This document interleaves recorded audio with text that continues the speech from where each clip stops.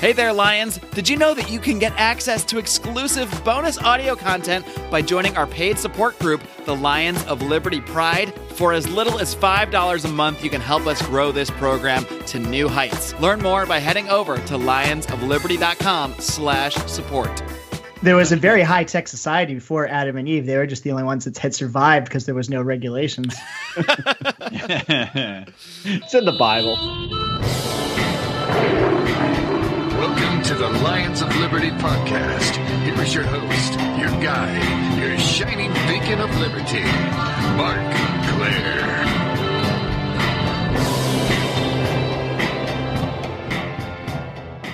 Hey, my, welcome on back to Lions of Liberty. Really, I'm super excited today. I'm always excited to talk about liberty. I'm always excited to have great guests on, but I just get a little extra excitement when we do one of these shows, because today, my friends, is of course another edition of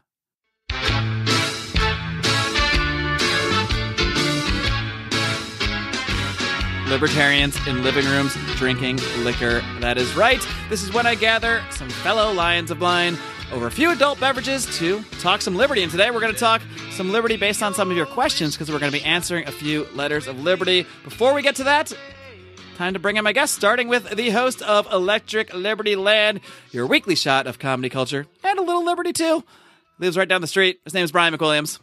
Hello. Yeah, I try to squeeze a little liberty in. By the way, I object to you calling these adult beverages. That's a very statist attitude to have, Mark, since it's arbitrary state laws that say who can drink these beverages. When should children be allowed to drink?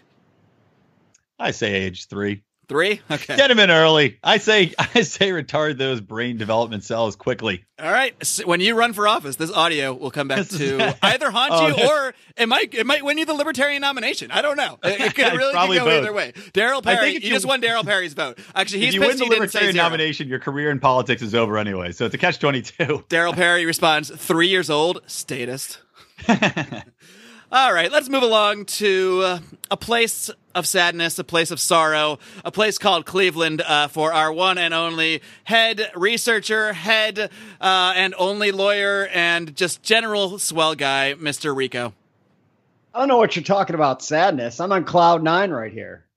I just watched the end of Mighty Ducks, and the Mighty Ducks pulled through 5-4 on a tremendous goal. Big win. Big win for the city of Anaheim. Do you just watch Mighty Ducks anytime you're sad about sports and life? Not the real team, the movie, you dumbass.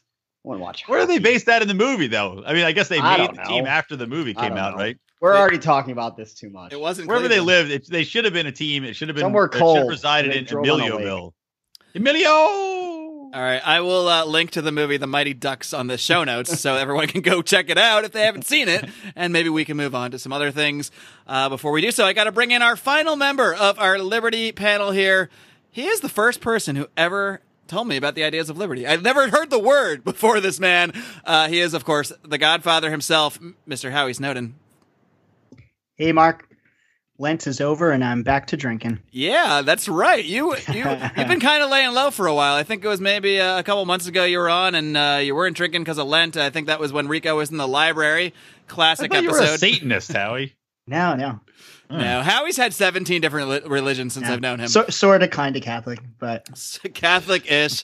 Sometimes a little Muslim, sometimes a little Jewish. Whatever. How many religions does it take to get to the center of the Tootsie Pop? Howie's going to find out.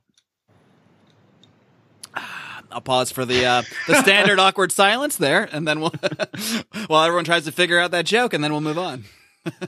It was a joke, right? A prolific statement. Okay. All right, folks, and as I said, we're going to answer a few letters of liberty, but first I just want to talk about some things that are going on in the liberty world. And obviously the biggest thing going on in the liberty world is my interview with progressive host Sam Seder. Guy's been around a long time. He's really first started at Air America with Janine Garofalo something like 13 years ago. And he's kept his show going through various forms. And it's currently a podcast. He does a lot of YouTube. Sam Seder, he's had a lot of debate with libertarians. I decided to bring him in for the show to have a conversation, not necessarily a debate. And a lot of people some people were disappointed, I should say, that it wasn't formatted more as a debate. But, on that show, I was playing the role of host, not the role of debate opponent. So that's kind of the approach I took to it. I tried to challenge him at times. But what were your guys' initial impressions of Sam Seder? And by the way, I'm not going to go on too much of a rant about this. I'm going to let you guys talk about it because I already recorded a 20-minute reaction to my interview with Sam Seder. And that, my friends, is available only to members of the Lions of Liberty Pride, which you can join by going over to lionsofliberty.com/support. That'll get you access to all sorts of bonus content, discounts on t-shirts, free t-shirts, depending on what level you sign up. And if you sign up for a high enough level, the $25 level, you get to have a monthly conference call with us. You guys just had that last night, right? Right, Brian? Yes, we did. And I have some commentary on Sam Seder I'm going to share from that conversation. Ooh, exciting. Well, why don't we go ahead and get right to that? What kind of insight did our very loyal, very elite $25 members pass along? Well, they said that they actually thought you did pretty well. They thought you handled yourself as you would be expected to, because they didn't think you should attack him, mainly because it never seems to pay dividends to directly attack progressives anyway, because all they do is get progressive and use the same tired old arguments of don't you care, and it doesn't change anything because they're all coming from a position of what's fair and what's not fair, and emotion and this moral obligation to do whatever for the poor.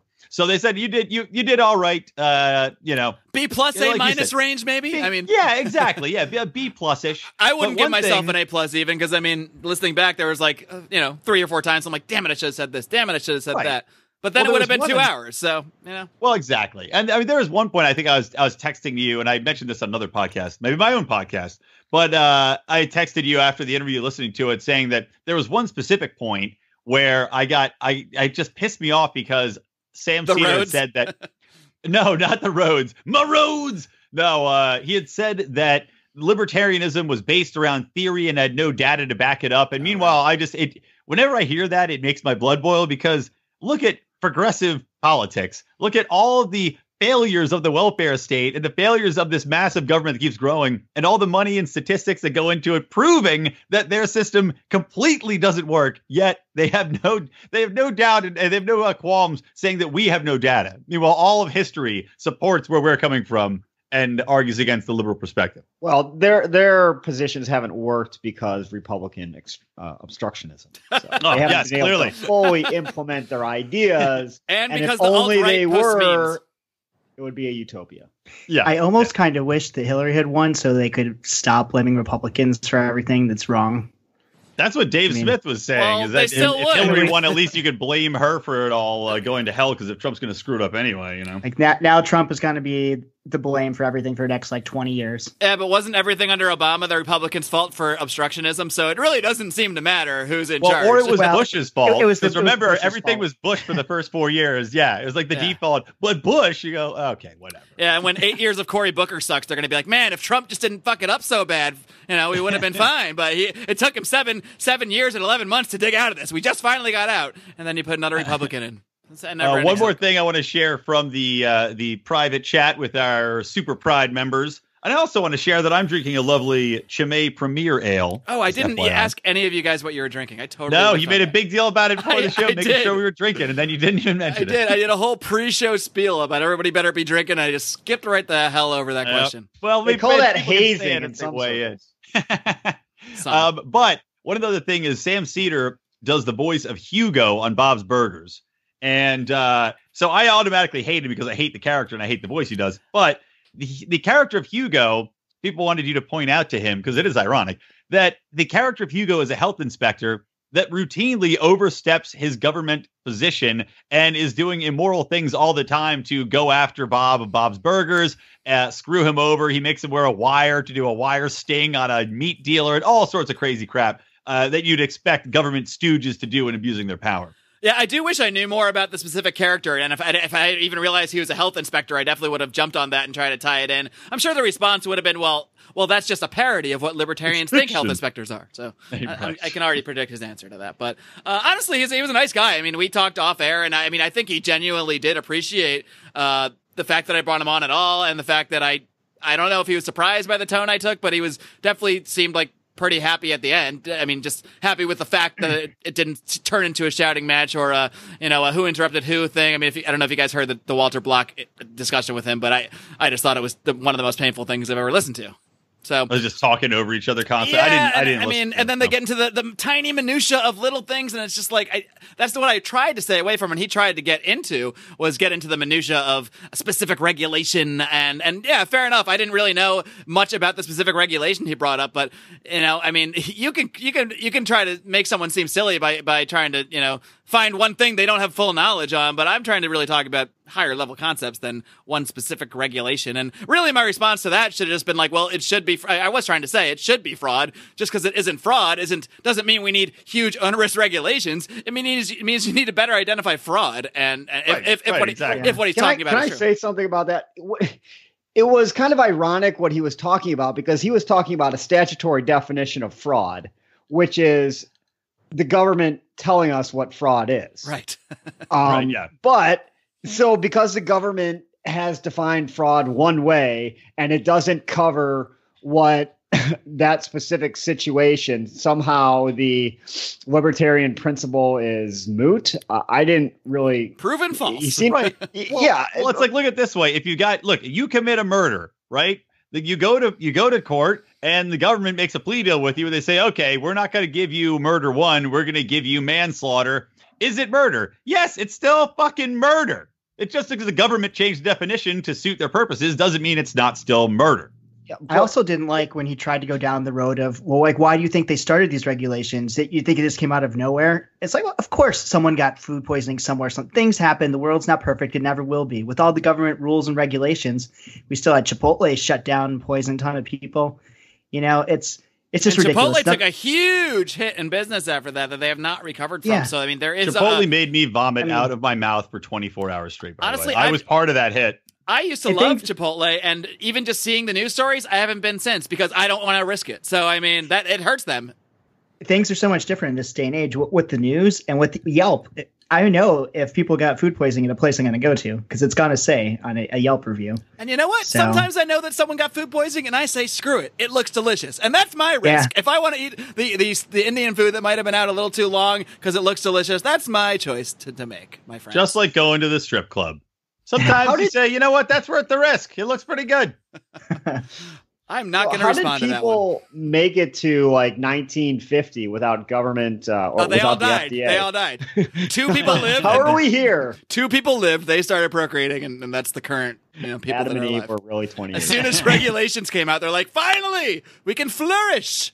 There was a very high-tech society before Adam and Eve. They were just the only ones that had survived because there was no regulations.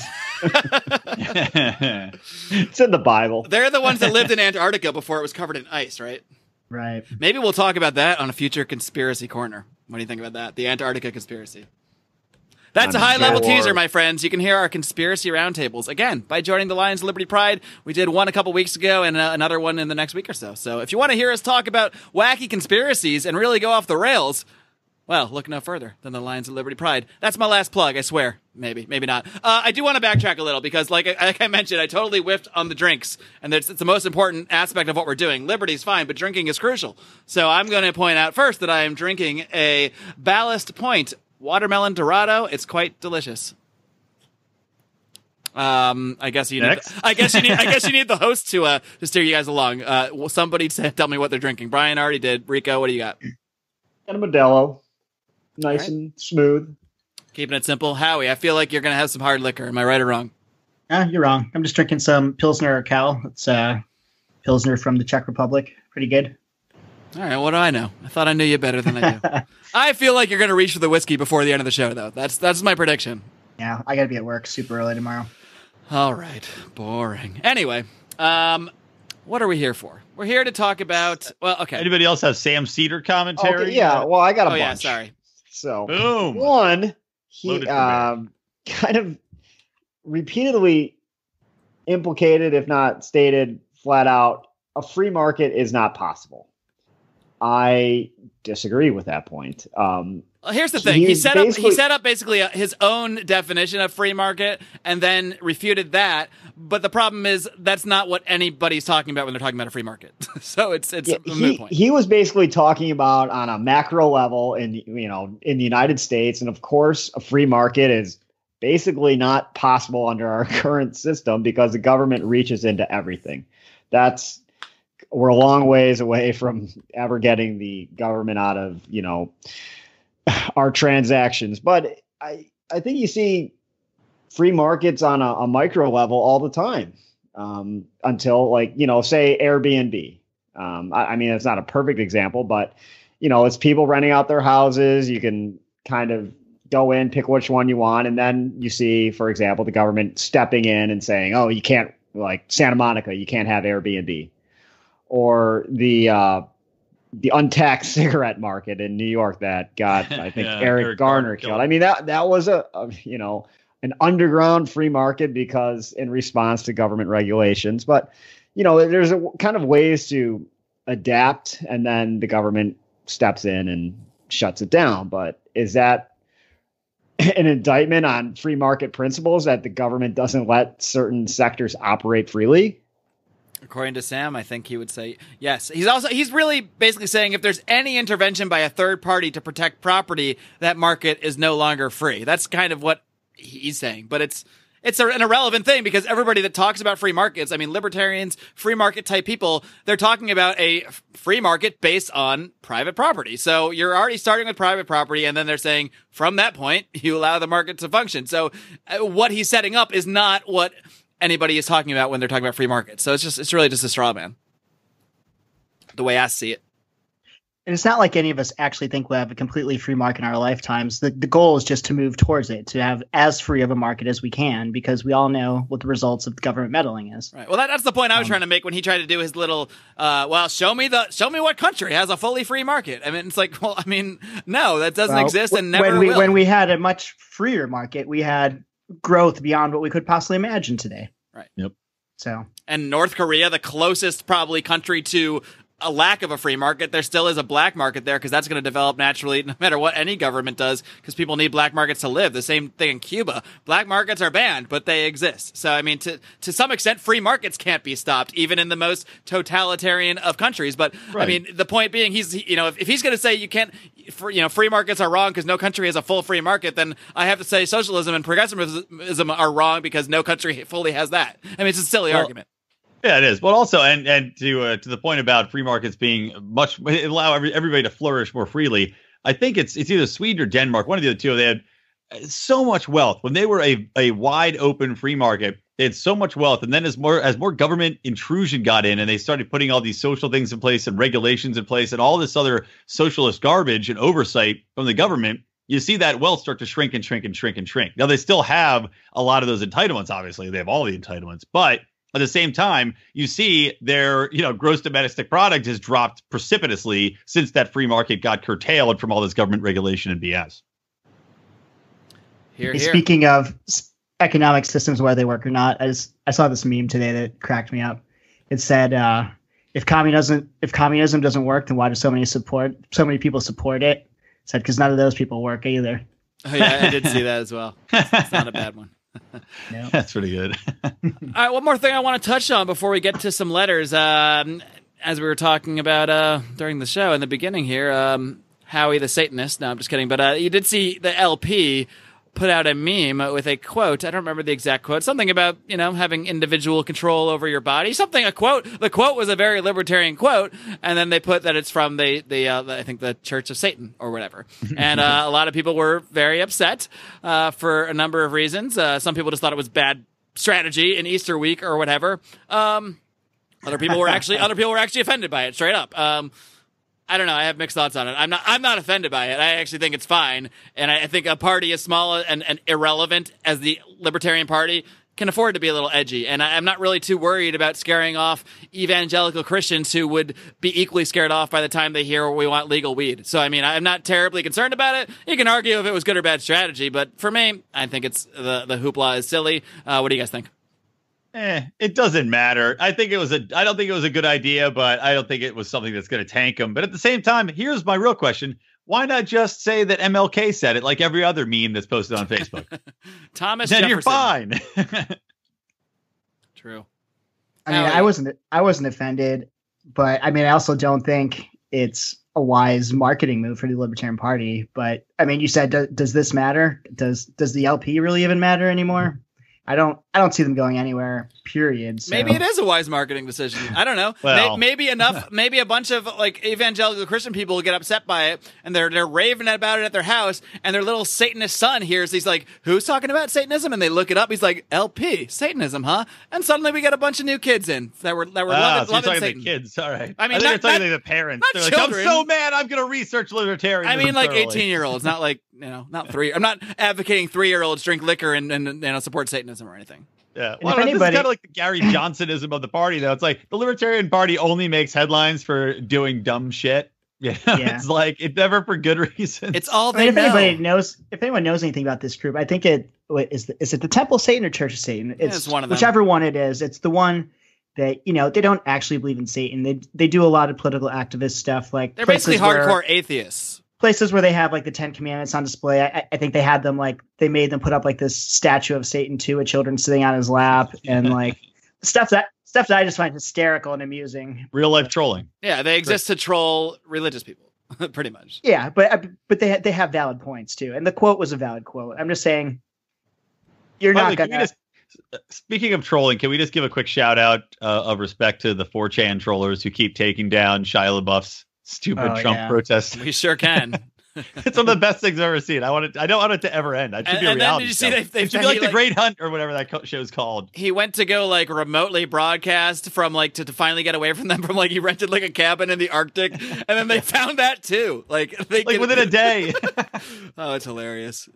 You cannot defeat good. internet trolls who literally have nothing better to do than be on the internet. I mean, that's all they do. So, well, and you got thousands of them working together. Exactly. They're like Fraggles building their little tunnel caves. They're like the dozers. It's amazing to me. Oh, They the can do dozers, that. like dozers. Yeah. If they can do that, it took the police so long to find that killer from Cleveland, who like they had on video that he had his phone on him, but it took forever to actually catch him. Oh, that's something I want to touch on too, because the real heroes are the fine workers of McDonald's, who I don't know if you guys saw. They held up his order. He ordered a 20-piece nuggets and fries, and I'm getting hungry just talking about this right now. He ordered a 20-piece nugget and fries, and they realized who he was, and they acted like the fries weren't ready, and they were just delaying as long as they could. And finally, he took off. He probably got worried or something, but that gave the cops enough time to get there. They were so close by the time he took off that that's how they caught up to him, and then he killed himself. So those people deserve their $15 an hour, but it shouldn't be mandatory. They might deserve more. I think it should get a bonus. What if they were all machines working there? Would they have been able to hold up?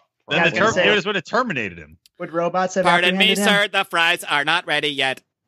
Facial recognition match. Suspect. That's true. Identified. If there were robots, that's a good Rico point. They If might there have caught were him robots, earlier. though, he would have gotten away. Maybe who knows how many people he would have killed. Why are you assuming the robots aren't smart enough to identify a suspected murderer?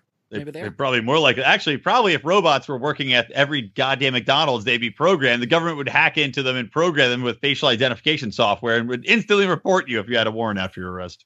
What if we need libertarian robots is what we need. I need to call up Zoltan Ishvan to ask about instead this. of trying to get more libertarian humans, let's just focus on libertarian robots. There you go. Wait a minute. We don't need to go. Sounds good. We don't Think need outside to. the box. We don't need to go convincing people about liberty. We just build the robots that already believe it. We've been wasting our time, guys. Somebody call Zoltan Ishvan and John McAfee, have them get their minds together, figure out how to build the race of libertarian robots, and then we'll just It's take the over. most logical system. They should be all about it. But by the laws of Isaac Asimov or whatever it is, aren't the robots inherently libertarian because their number one rule is to not harm another human being or not harm human beings? So they already have the nap is programmed into them right there, baby. There you go. Robots for president. Robots for everything. You know, McAfee would just like program one for murder just for fun. And I'm not going to tell you which.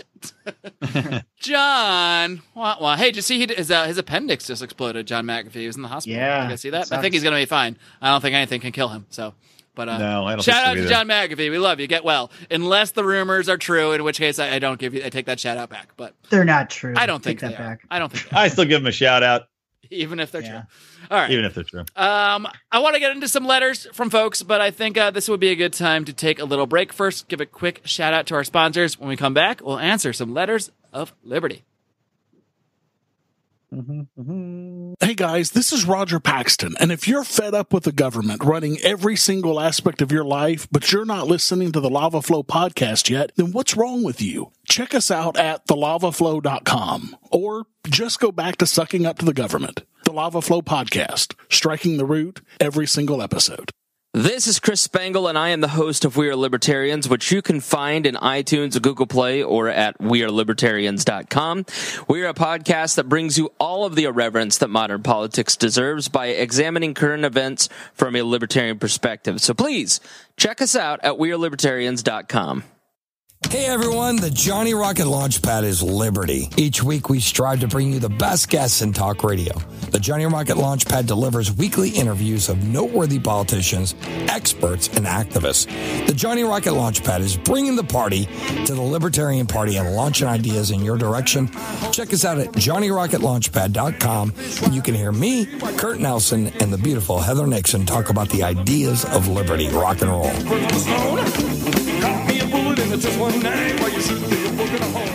All right, we are back, and be sure to listen to all our fine friends at all those other great libertarian podcasts, but not until you've listened to every single episode of Lions of Liberty. You can find the full archive at lionsofliberty.com/podcast. You can find the Electric Liberty Land archive, all 16 episodes. You can find the Felony Friday archive, all that great stuff. While I'm giving out URLs, I should probably tell you guys where to find today's show notes.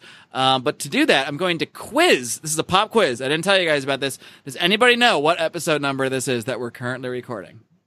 293. Yeah, Close. Going 293 as well. Also close. Oh. So close. I mean, I shouldn't really need to give you Howie? more clues. It is 293. Well, Clearly you're paying close attention, Howie. Good job, buddy. Wouldn't Felony Friday come out before this? So that would be 292. Felony Friday does not count in our numbering system. That's a We spin-off. operate differently. It's got its Different own numbers system. now for different shows. It gets too God confusing damn it. otherwise. Anyway, it's 292. Close enough. We all went over. Nobody wins the More prize. Anyway. importantly, you answered the same answer as me when he already told me I was wrong. That's the I best just part. thought Mark was wrong.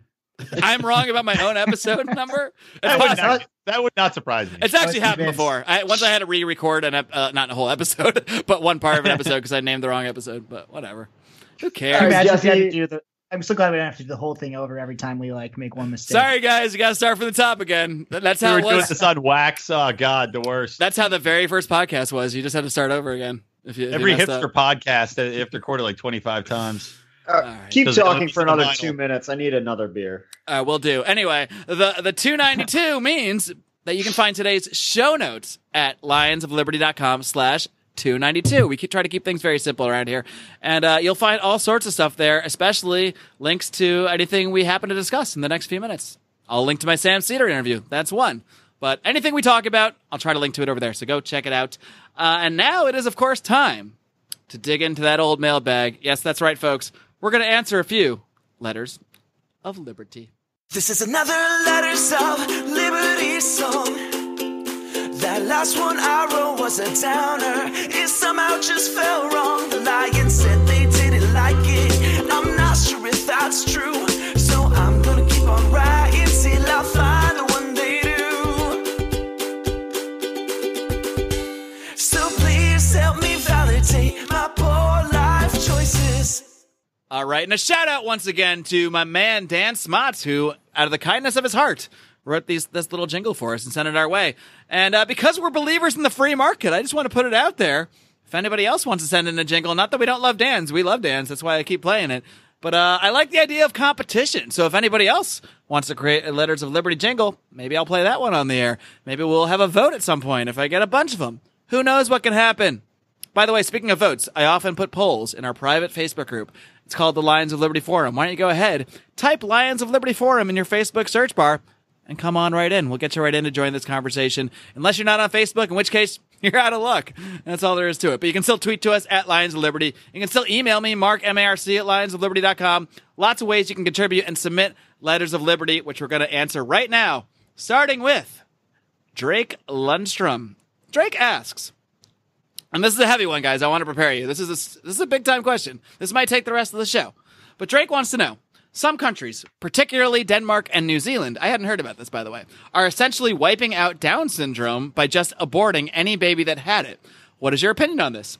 Besides the abortion question itself, is there a problem with wiping out a whole kind of people?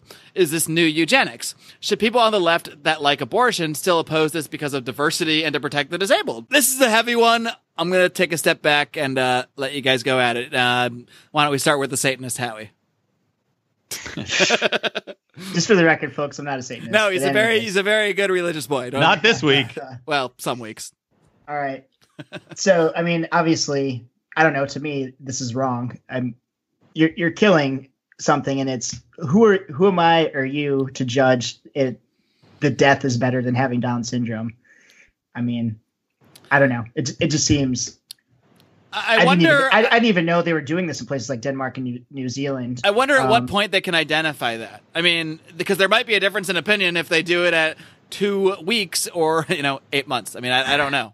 Yeah, I mean, here's the question: is it purely? Do they do it like it's just that's every baby, or is it a choice to have it? Because like that's the thing. I don't know enough about this. I'm guessing he's saying that they just do it automatically. You guys trying to say I should have done some research on this before the show? Well, hey, further conversation. But if it's something where it's it's like almost an automatic non-choice, I guess there's two ways to look at it. And one is if you're looking at it from a welfare state perspective, you could argue, well, I guess it saves us on somebody that's going to be sucking on the system's teat down the road. That is, of course, a horrible way to look at it. But the way I look at this is like, okay, look at it this way. Okay, are people with Down syndrome a quote unquote kind of people? In essence, yes, because even though they have a genetic abnormality, people have argued throughout history that, different races were genetically inferior to one another. So you could argue that this is the same thing as saying, oh, you have to abort all black babies back in the slavery days because people looked at them as genetically inferior, or at least some people did. So by looking at it in that respect, I don't see how you can, how you can ethically say, yes, we have to abort all of these babies. Yeah, I just pulled up an article, and the headline is that in Iceland, 100% of babies diagnosed with Down syndrome are aborted. And the article goes on to say, yes, every single baby, 100% of all those diagnosed with Down syndrome are aborted. And it's not clear from reading this article if that's a government policy or not. I got to think it is if it's 100%, though. Yeah. You know what? I can tell you this. The Special Olympics in Finland, very dull. Well, these are probably the same people that, thousands of years ago just left these babies out for the wolves in the woods. I guess this is a little bit better than that.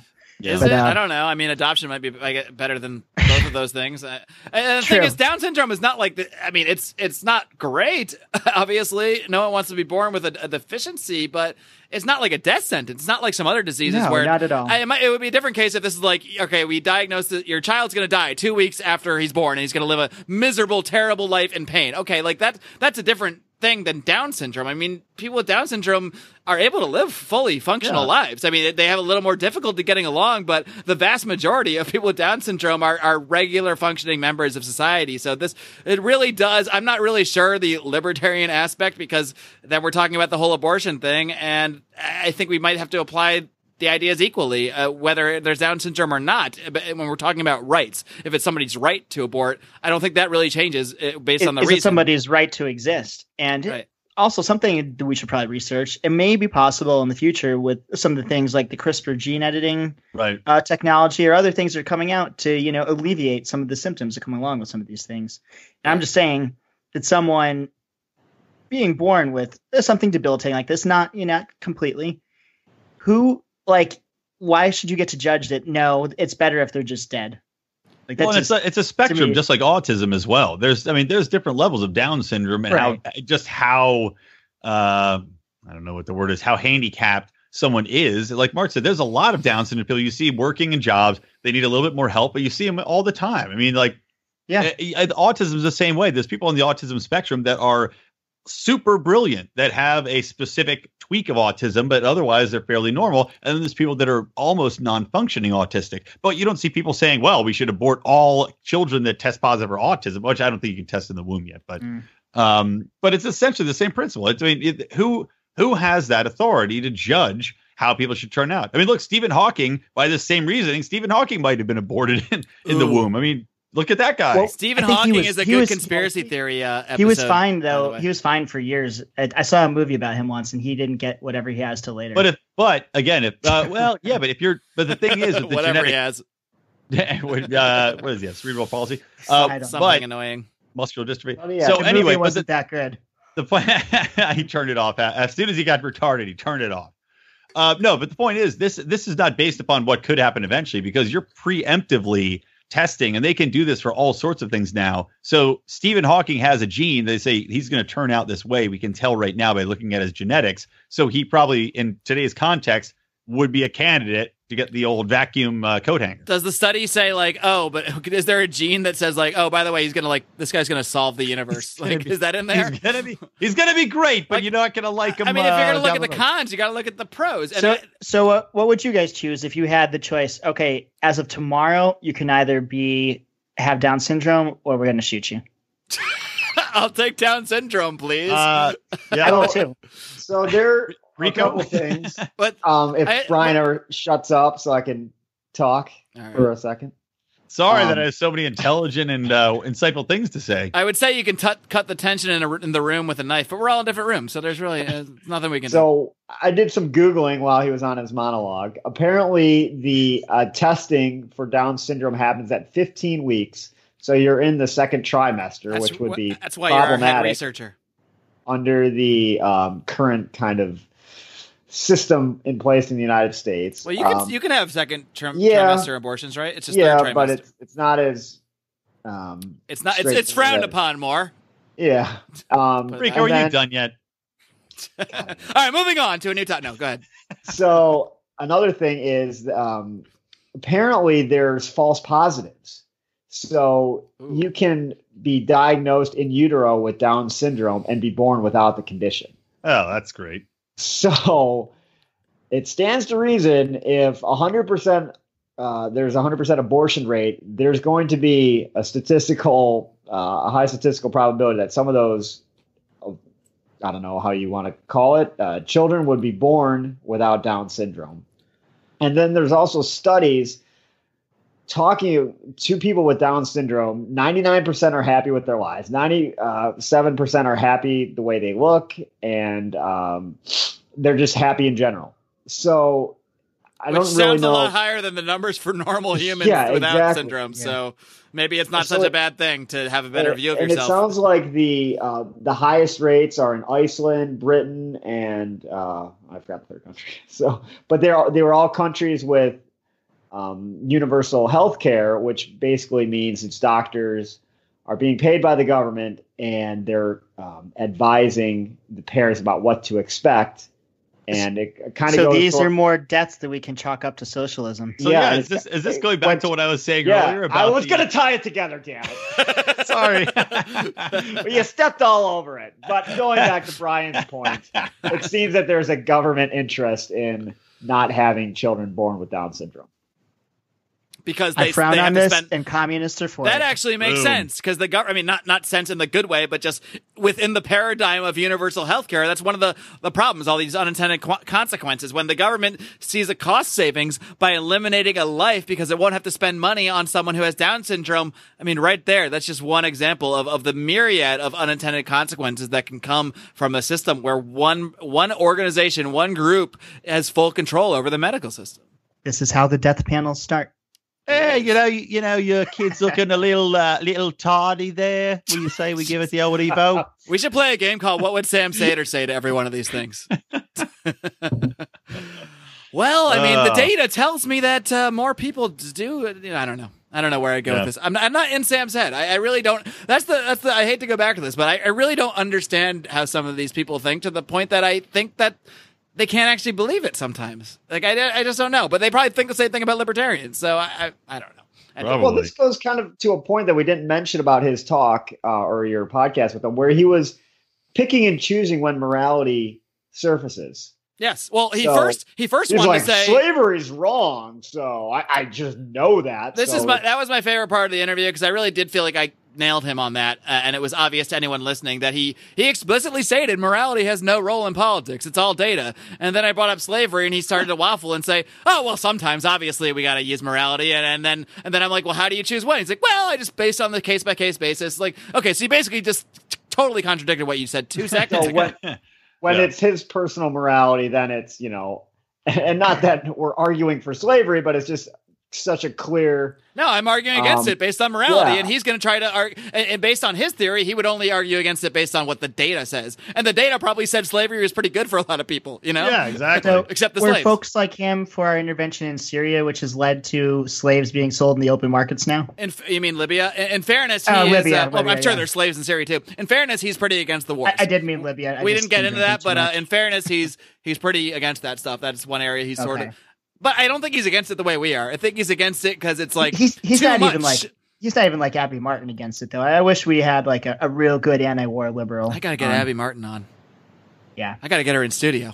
That's a different story. Anyway, just real quick while we're talking about Sam Seder, because I wanted to say this earlier. I hate Janine Garofalo. I hate her. I mean, I think like whenever I hear her name, in Young Frankenstein where they say Frau Blucher and all the horses go. Grr! That's what I want every time her goddamn name comes up, because she is the fucking worst. She was good in my world. She was good in the years. movie Clay Pigeons. Did you I guys will see never that? watch that. What No, on I only earth? saw her in The Truth About Cats Joaquin and Dogs and in Phoenix? Mystery Men. I refuse to what? link to that movie in the show notes. Watch Clay Pigeons. Don't watch Clay Pigeons. I don't know. That was Maybe Vince it's Vaughn. good. Is there any Vince libertarian Vaughn? aspects of that movie? Vince Vaughn is in it. Libertarian Vince Vaughn is in it. I've seen it. Libertarian Vince Vaughn is in it. It's Vince like Vaughn, you have Joaquin two. Phoenix. You have like the two fucking opposing forces going head to head there. Libertarian Vince Vaughn and progressive piece of dog shit Janine Garofalo butting heads. Yeah, it's a good one. Vince Vaughn, you mean my presidential candidate from the Libertarian draft? Yep, that's the same one. Which I would have won if I Larry wish he Sharp would didn't rig the whole thing. I'm gonna invite him to this gala event I'm doing, and if I can get him to show up, I'll hit him up for a Libertarian podcast. I would hope you would. Are there going to be any like draft updates, like how your guys are doing, or? Well, maybe. My update is nothing. No one's doing anything. Update is that we'll probably do it again. Except Judd Weiss is good. Later. We should, we should. Judd do an Weiss's update. draft Actually, that's stock. a good idea. Yeah, like look at where our teams are now after some amount of time. Like score them somehow. Yeah, we should that. do it as a Trump. I'm going to do a 100 days look back at Trump for one of my ELL shows. Yeah, we should definitely sometime in the next month do a look back and see where are they now. So you can look forward to that, Lions. I know where Larry Sharp is. It won't be in the next month, but I think that's too soon. But one of these, that will be something we'll do. We could even do a redraft. I don't know. There's a lot we can do with it. It's the best thing I ever thought of. I'm just going to be honest about that. All right, moving on. It's time for more questions. This is from another member of the Lions Liberty Pride. LionsLiberty.com/support. I lied. I totally am going to plug it again. Andrew Swain. Andrew's awesome. He sent me like 100 letters of liberty one day, so every week I have a letter. I have another question from him. You're awesome, Andrew. And Andrew, you asked, what states do you view as being most libertarian, and what are most statist? So I'm going to start with where Brian and I live, California, as one of the most statist. I mean, it's pretty damn obvious. Everybody I talk to is full-fledged statist and thinks that there's not a problem that the government can't solve and make worse and then write new laws to try to solve the thing they made worse. So that's not the way they say it, but that's the way it is. And I don't know. I hardly know anybody besides Brian that doesn't support every tax increase that they propose. Californians just go to the polls. They vote for every gun control measure that comes up. They vote for every tax increase. It doesn't matter. All they got to do is say schools, roads, and they eat it up. They say, you're right. We should increase property taxes, says the non-property owners that think they don't pay the taxes even though they pay it within their rent because they don't understand a clue or care to understand a clue about what is going on in real life. It just drives me crazy. And yet I choose to live here because I freaking love Southern California. I freaking love Los Angeles, and I have a pretty decent gig out here. So I'm going to say until they truly drive me into the sea. That's my rant about that. A terrible state over on the East Coast is the Democratic People's Republic of Maryland. I thought you were going to say Jersey. You threw me for a curveball. I thought he was going to say New York. There's a whole cluster of Maryland is god god-awful, and I live in Virginia. My mom's up in Pennsylvania. I got to drive through Maryland to get there. So just one example. of their What statism. happens when you drive through Maryland? One example is, I mean, I have a concealed carry permit here in Virginia. I could be carrying. It's recognized in Pennsylvania, but I have to drive through Maryland, or if I get stopped, I'll be arrested and charged with a felony. Whatever you do, don't go to Jersey. Yep. But now, They'll get terrible you gun laws, second you cross the high border. taxes, run by liberal Democrats is awful. Maryland's terrible. Baltimore, very stabby city. Very stabby. That's I libertarian, was just man. there. It was lovely. I didn't get stabbed at all. Isn't that a libertarian thing, being stabby? It means we have freedom, right? That's anarchy, baby. Everyone just stabbing away. We could tell you some stories about Baltimore. Can't wait to Oh, yes, we could. That's could. that's another one that you should save. That's for the definitely blooper going to reel, be. but- We are going to do. I have thought about this. A bonus segment for Pride members only. Man, I'm really, for someone who's not going to plug it that much. We'll talk about old college stories and old stories of drinking, totally unrelated to Liberty stuff. So I think it should be something else to look arresting forward to. centric. The times we were arrested. I know Rico and I both have some, or almost arrested. I know we both have some good tales about that, Yeah, that's because we're libertarians. We get arrested. That's what we do. including the quote unquote free Rico party, which you guys will hear about at some point. Free hashtag I'm still free waiting Rico. for my money from that. Still waiting for his freedom too. Yeah, you keep waiting. Yeah. So anyway, getting back to the question at hand, I'll throw out one just to throw it out there. But We haven't named a another good West one Coast yet. one. We haven't named Well, a New positive. York. I mean, New York is obviously up there. Is But it the I was whole gonna throw out state or Washington just New York State. City? The whole state. Well, they just put in this new program so that now they're paying for all the community colleges and 2 and 4 year community colleges that everybody's got to pay for. And but you're also required to stay in the state for as long as you get money from the government to be in college. So you stay for 4 years in college, then you have to stay as a prisoner in the state for the next 4 years. Well, you have to stay after you get the money? Yes. What? Yes. You have to stay as many years as you were in college getting free tuition. You have to stay in the state. So if you get your free degree and you get a job offer because of it in another state, you can't even even capitalize on the degree you just got. No, that's what I'm saying. I was like, what if you go to all right, you go to New York, University of NYU. New York, that's There you state, go. State University of New York, whatever the fuck it is. And you go for film production and you go, oh, I'm going to move to LA. They go, no, if you do that, you got to pay us all that money. No, but there's a local community TV station in Purchase, New York that you can go work at. So go have suck a fun. dick at New York 1 for a while, and then Have you can fun go with out to that. LA.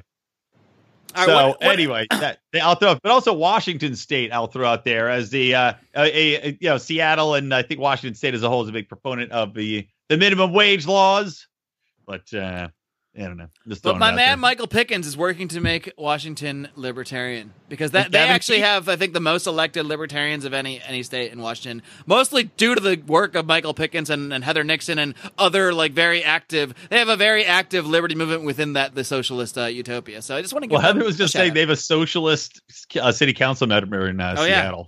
yeah, I think her name is Shawarma or something. It's not that, but I Well, just wasn't their mayor? Delicious. Didn't I'm it just hungry come out again. that? Did it just come out that the mayor was like molested some kids or something? Probably. Without He's part bothering to of the research testament. it, I'm going to say pretty it's s- definitely true. I'm pretty sure he fostered some kids and raped them. That's what I remember reading on the internet. I think I don't have a source for you. Thanks for that unconfirmed rumor of foster child rape. Just to go, Also, though, I want to toss out here's a new contender, man, for an up and coming libertarian state. How about Arizona? all right, what are the pros? They allow Pros are- carry. They allow open carry. So I like Open that.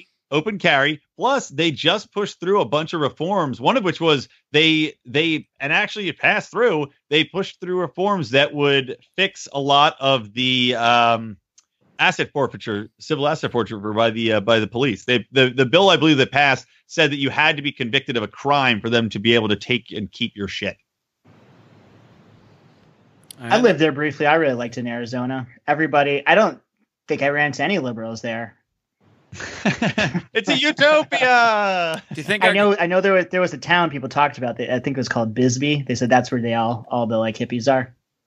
They do keep electing John McCain. Oh God, that is a good that point. is a big point Ooh, against them? that is a point against them. But that's just, I don't know how they keep doing that. I just don't know. Maybe they just feel bad for him. It's like, it's like putting him in an old folks home. They're like, let's just let grandpa potter around in the in the Senate for a while. He's going to die one of these days, right? He has to die soon. I guess we got to give a shout out to Colorado. They're kind of liberalish, but they were the first to fully legalize weed, along with, I think Washington was at the same time. So you got to give them some points there.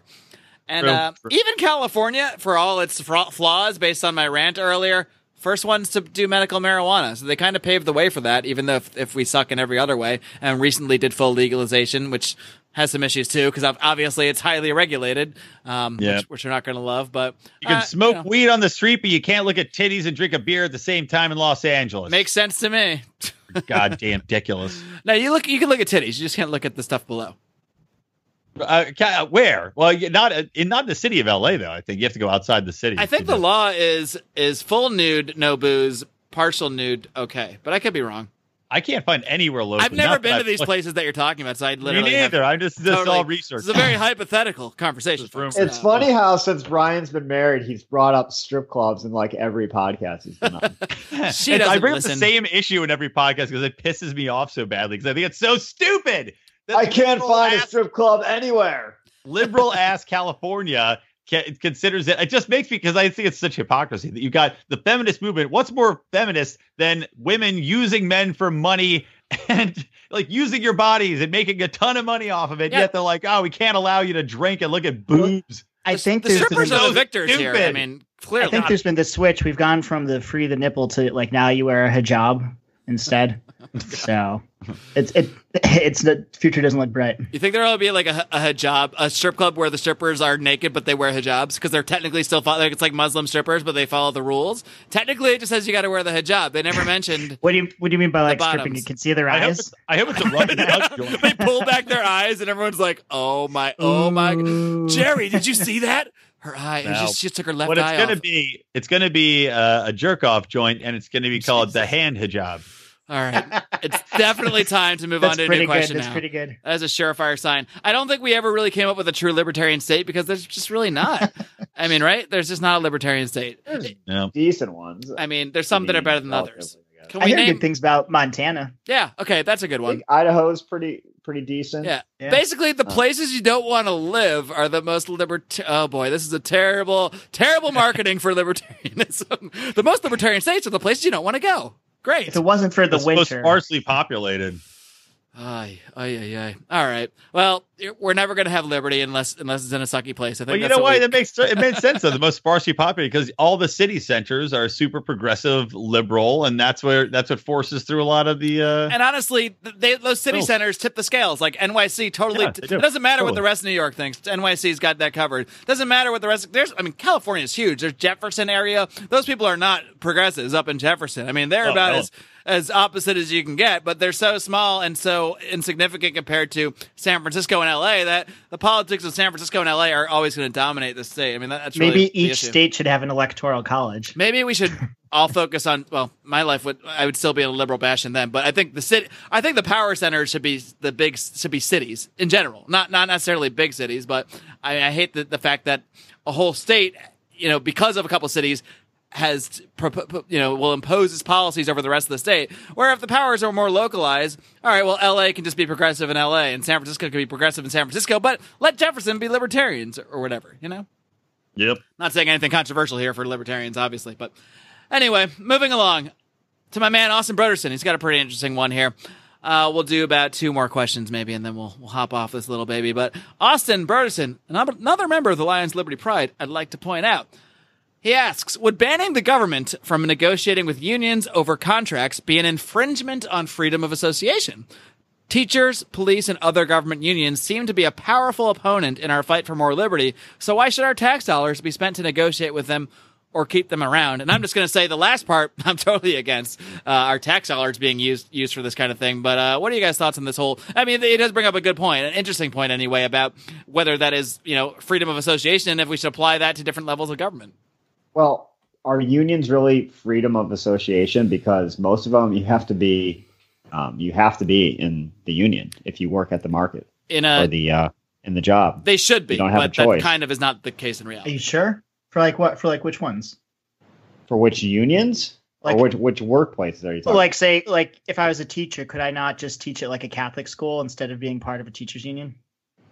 Okay, well, I mean, you could choose not to work at particular jobs, but if you want to work at the job that has a union, generally you have to be in the union because they'll say you're free riding because you'll get the benefits of the contract the union, generously negotiates on your behalf without paying the union dues. So just like every cop has to belong to a union. Well, I don't know about every single police district, but I'm guessing pretty much, yeah. I'm pretty if sure. You're in the Cleveland, what's that? No, I just interrupted you for no reason. I'm pretty sure almost every police organization has a union. I mean, yeah, that's the part that I'm against. I don't think we should stop the government from contracting with them if that's who's providing the service. I think the problem is with people being forced into these. I don't know.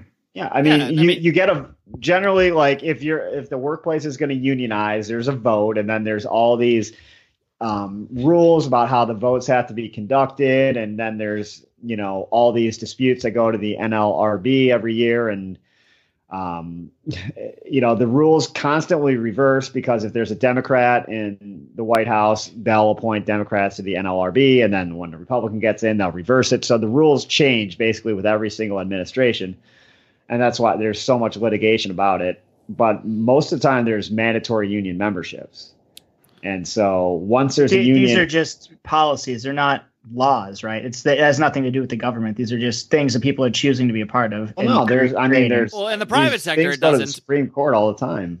How the, things are negotiated. There was a case a few years ago about whether mandatory union dues were allowable, and I don't know. I probably could have researched that to see what it said, but I didn't. You are our head researcher. I mean, come on. I was on a deep dive for a different research subject that we'll get into a different. That you'll learn about on the next Conspiracy Corner. If you join the Lions of Liberty Pride, which I told you I wouldn't promote that much, but I am going to. LionsofLiberty.com/support. Lots of free content, folks. Well, it's not free. Lots of bonus content, folks. My kind of stance on the union thing, I mean, the TV industry out here is kind of like this. I mean, there's a lot of unions, a lot of gigs you're supposed to be in the union. There's no laws related to it. I've been in the TV industry for about 12 years and I've never joined a union, but I've worked union gigs. Usually you can work a union gig. You can do like a certain number of days before you have to join. And, most of my work has been non-union, so I haven't had to, but I'm all fine with that. I have no problem. I mean, I don't like it. I don't like that some places are union and because I don't want to join the union, but I'm okay with it in the libertarian sense, the moral sense. There's nothing wrong with forming unions, joining them. The problem is when the government gets involved and says, you have to join this union to do this job, or you have to be in this union to be in this industry. And then when they contract with, when they use police unions or teachers unions and they say, we're only going to contract with union people because that's our law, that's our government policy, that's where I have issues. But I have no issues with the existence of unions. But what Austin's talking about is really talking about the government. So to me, like a middle ground, I don't think we should ban the government from specifically negotiating with unions on any level, really. I don't think you should bar them from that. But, you should make it so they can negotiate with unions and non-unions alike, or, they should be able to choose based on what's the best. But the problem is, who the best workers / cost is going to be. But the problem is usually the unions are influencing the politics of the local government or the higher levels of government. So that's usually not going to be an option. Even if the law doesn't say that, the government is probably going to go with the union because that's who's influencing them. So I don't know the solution other than how can you anarchy. Stop the government from negotiating with the union when there's public sector unions? Who would the union negotiate with? Well, I'm definitely against public sector unions as like a monopoly on their own. But they field. Exist. Right. So, I am too, but they exist and they have a lot of power. So they're not going away. Yeah. So I guess we're all screwed, huh? Yep. That's why cities go bankrupt. How many cities in California have gone bankrupt? I think all of them. Oakland, Sacramento. Yeah, bankrupt is a loose term because I think they're all in debt. So they probably all should be declared bankrupt. No, they have to get emergency funding from other sources other than, their revenue streams.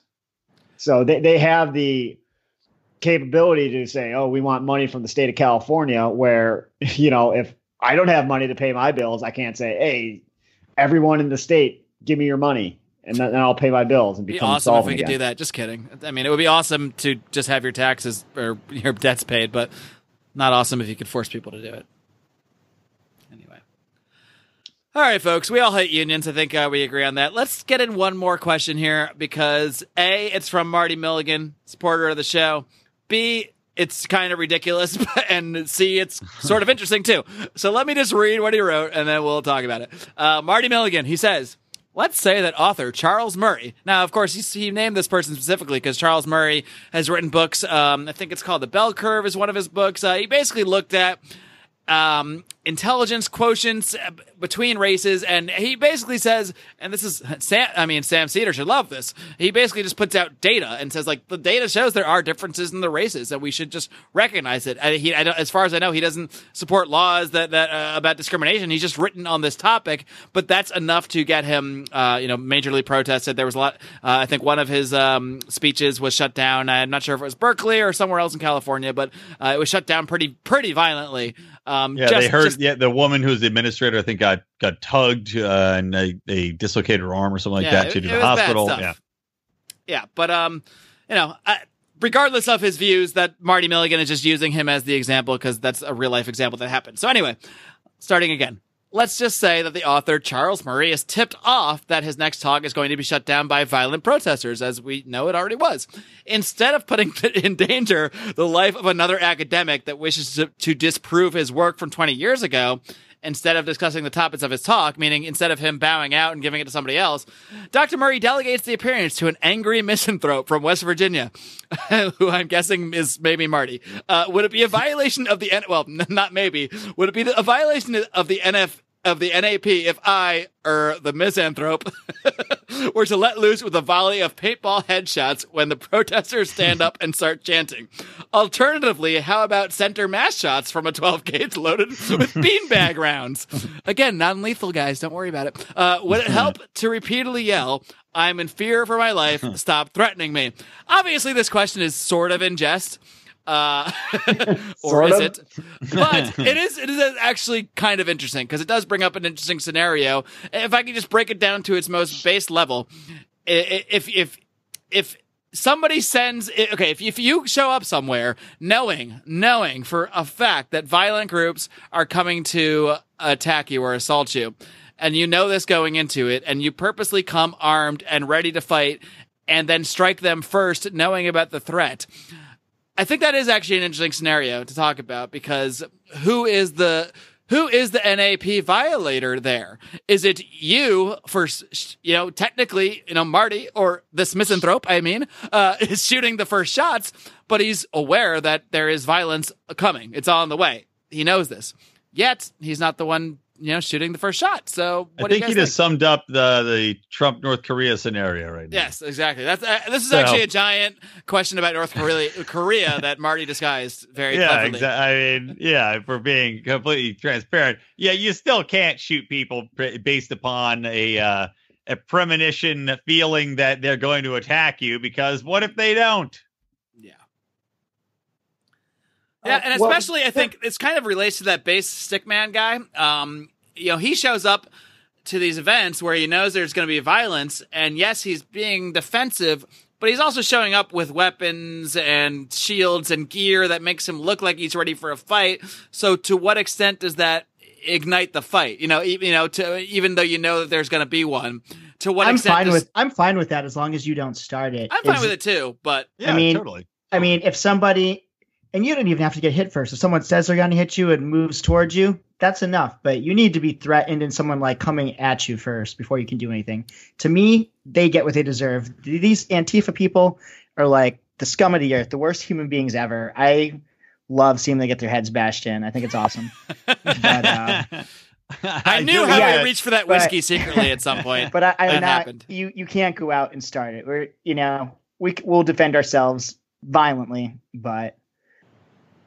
I don't know. I don't like the way he worded his question where they start chanting and then he starts shooting at them. I think you need a little what are bit they more chanting? Before. That's what we need to know. Are they chanting, "We're gonna kill you"? I mean, if that's the case, what they're maybe. Chanting, I guess, yeah. Then go open fire. It depends on what the chant is. If we're gonna attack people for chanting, we are the Antifa. Because that's just and the Fed starts shooting at us like, "Oh God, well we asked for it. We did say we're gonna end them." So. Yeah. Well, there's a different principle that you kind of alluded to earlier, though. you kind of said, well, should he show up when he knows that these people are going to chant and get rowdy and possibly threaten violence against him? But that's a whole heckler's veto scenario. Should he not be allowed to go and exercise his freedom of speech because the forum is going to react hostily to him? And if the answer is no, he shouldn't go, that means the people are able to effectively shut down freedom of speech because people are afraid of the consequences, and that can't be allowed. So which we definitely just saw with Ann Coulter today. Yeah, you definitely should be allowed to go there. And if he fears that he would be harmed, he definitely has the right to have some kind of defense. That particular scenario where he shoots people for, chanting at him might be a little bit of a no-no. Let's move over to the Ann Coulter thing, actually, because that's actually an interesting one. Because I saw today at first, obviously my reaction was probably the same as you guys at first. That they did. Was it Berkeley again?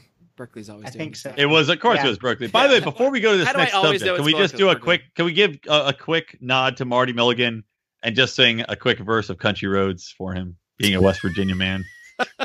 How about we do that on the way out? All right, sounds good. Marty, stay tuned. We're going to do a really bad version of Country Road at the end of the show. But just the chorus. Berkeley did cancel an Ann Coulter speech. So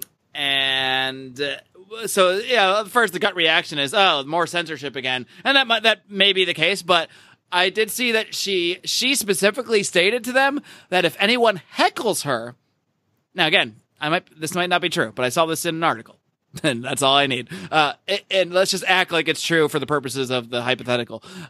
She said that if anybody heckles her, they need to be expelled from the school, and that's a stipulation of her coming. And then that's why they canceled it. They said, "Well, no, we're not gonna agree to that, to expel anyone that heckles you." What I read was the statement I read is that they said they could not protect, or they could not protect people from the rioters. I'm sure I read in this full statement. Maybe that's better than I don't know, but I mean, at this point, there's going to be Antifa at this stuff. So right. You can say that maybe there's some sense in canceling it if there's going to be violence in your school and you don't want violence. At the same time, is it hurting free speech? But let's pretend that what she said is true, just for a second. Do you think they'd be justified in canceling it if she said you must expel anybody that heckles me? Heckles can mean you're stupid and expelled. I mean, I think that's a little bit of a ridiculous stipulation if true. She's probably being sarcastic, but maybe just a little news update. She said she is still going and speaking, even though the official talk is canceled. Ooh, I like it. Okay, so that sounds like she's not. Yeah, that doesn't sound like somebody then who's saying I'm not going to show up and you have to kick people out, or I'm not showing up. Yeah. She's going to go either way. Maybe that's BS. Maybe it is. So it will be the next Battle of Berkeley. I got to give Ann Coulter some serious props, though, because I really have never really liked her all that much. I like her gusto. I like her, her pizzazz. I should try to get her on the show, actually.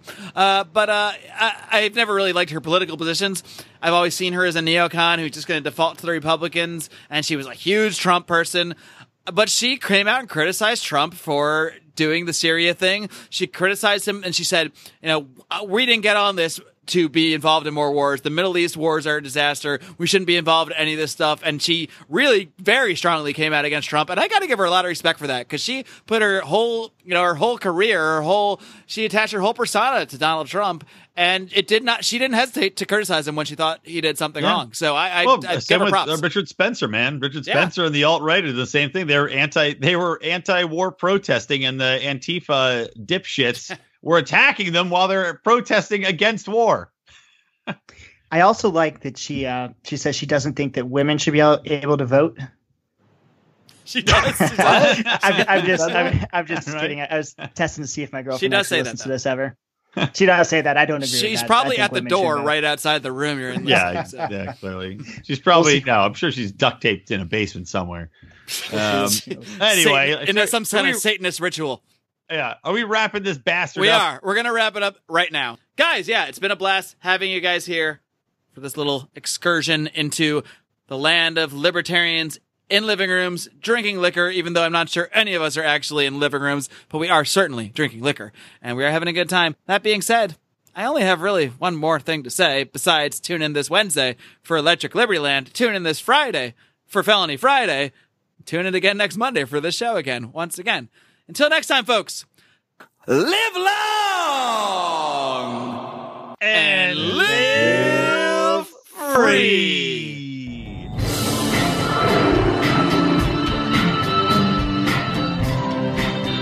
Hey, Marty, this is for you. The country road Take me home to the place I belong. West Virginia, Mountain Mama, take me home.